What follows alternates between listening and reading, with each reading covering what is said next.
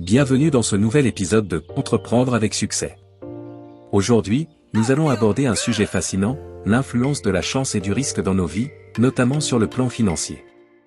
Inspiré du livre The Psychology of Money de Morgan Housel, ce sujet nous rappelle que le succès ou l'échec ne repose pas uniquement sur nos compétences ou nos décisions rationnelles. Parfois, la chance et le risque jouent un rôle bien plus important que ce que l'on pourrait imaginer. Voyons cela de plus près. La part de la chance dans le succès. Housel nous rappelle que la chance influence beaucoup plus nos vies que nous aimerions l'admettre. Il cite l'exemple de Bill Gates, l'un des hommes les plus riches et les plus influents du monde, pour illustrer ce point. Gates n'était pas seulement brillant et travailleur, il a aussi bénéficié de circonstances favorables. Il a eu la chance de fréquenter l'une des rares écoles américaines équipées d'ordinateurs dans les années 1970.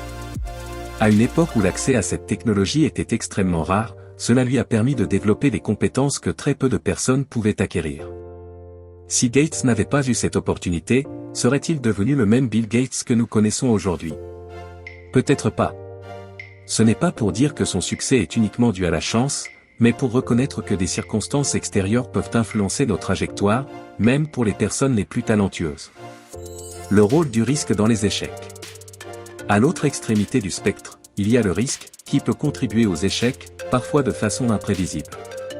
Lorsque quelqu'un échoue dans une entreprise, il est facile de pointer du doigt ses mauvaises décisions ou son manque de compétences. Mais la réalité est souvent plus nuancée. Il arrive que des personnes talentueuses et bien préparées échouent simplement parce qu'elles ont été confrontées à des événements imprévus ou malchanceux. Par exemple, une entreprise peut avoir un excellent produit, un plan d'affaires solide, et une équipe talentueuse, mais être lancée juste avant une crise économique imprévisible. Le risque, ici, n'était pas contrôlable, et l'échec de l'entreprise ne résulte pas nécessairement de mauvaises décisions. Le biais rétrospectif, juger le succès et l'échec avec le recul. Lorsque nous regardons le passé, nous avons tendance à surestimer la part des compétences ou des erreurs dans les succès ou les échecs. C'est ce que l'on appelle le biais rétrospectif. Une fois que le résultat est connu, il est facile d'attribuer les causes de manière simpliste, il a réussi parce qu'il est intelligent et a pris de bonnes décisions, ou il a échoué parce qu'il a commis des erreurs. Mais en réalité, de nombreux facteurs imprévisibles peuvent intervenir. La leçon que Housel nous enseigne ici est d'être plus humble dans nos jugements. Il est essentiel de reconnaître que le succès n'est pas toujours le résultat d'une série de bonnes décisions, tout comme l'échec ne résulte pas uniquement de mauvaises décisions. La chance et le risque sont souvent les forces invisibles qui influencent les résultats. Apprendre à évaluer les décisions plutôt que les résultats. Lorsque l'on considère la place de la chance et du risque, il devient crucial de ne pas juger uniquement les résultats, mais plutôt la qualité des décisions prises avec les informations disponibles à un moment donné. Parfois, vous pouvez prendre la meilleure décision possible en vous basant sur les données disponibles, et tout de même échouer à cause d'un événement imprévu. À l'inverse, vous pouvez prendre des décisions risquées ou mal informées et réussir simplement parce que la chance était de votre côté. La question à se poser n'est donc pas « ai-je réussi ou échoué ?», mais plutôt « ai-je pris la meilleure décision possible avec les informations dont je disposais à ce moment-là ?» Cela permet de mieux évaluer nos choix sans être trop influencé par le biais de l'issue obtenue. Ne pas surestimer notre propre contrôle.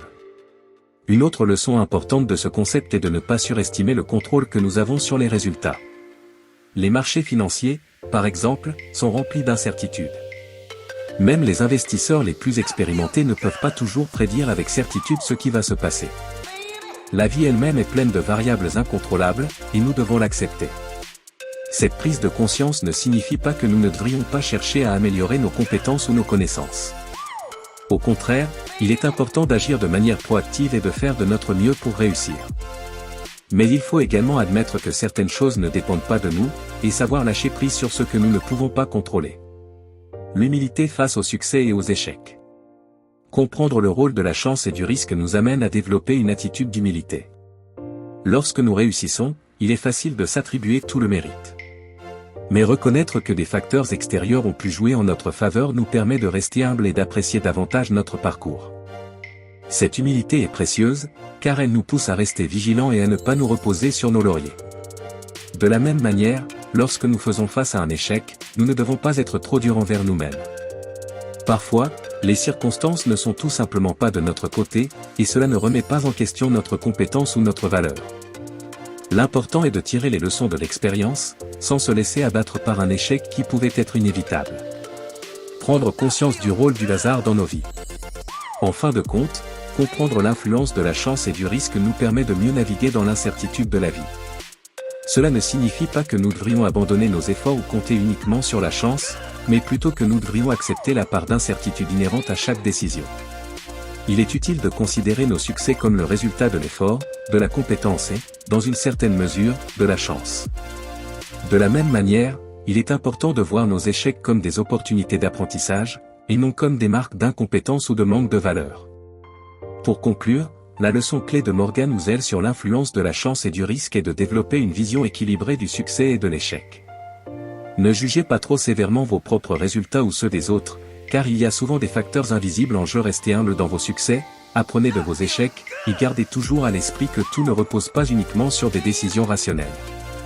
Merci d'avoir écouté cet épisode de Entreprendre avec succès. Si cet épisode vous a inspiré, n'hésitez pas à le partager et à vous abonner à notre chaîne. À très bientôt pour un nouvel épisode.